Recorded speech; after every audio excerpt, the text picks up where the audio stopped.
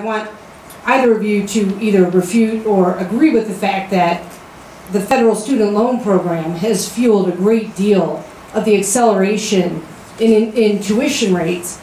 And so a discussion about the price of books and lowering the student loan interest rates is very unsatisfactory because it doesn't get at the kernel of the problem, which is that, in my opinion, the federal government has absolutely no business being involved in underwriting student loans. I was talking about the fact that the federal government shouldn't be profiting over this.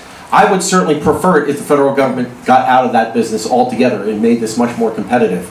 The colleges have become less competitive as far as tuition goes, and it just keeps going up lockstep, higher and higher every year. I'm in the same position you are. My son's in 11th grade. So he's about to embark on the same thing, and we have no idea what that cost is going to be. This is a real problem. The federal government is such a big bureaucracy also. The whole Department of Education, this was not, in my understanding, was not part of the enumerated powers under the Constitution that should even be in existence. It doesn't serve a purpose.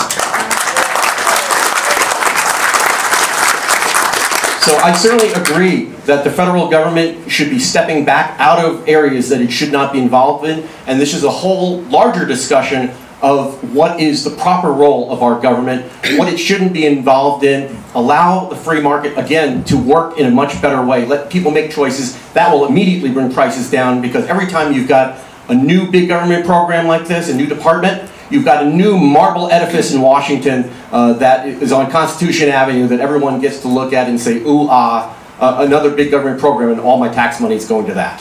This federal program with regard to student loan rates, it actually creates a profit for the federal government.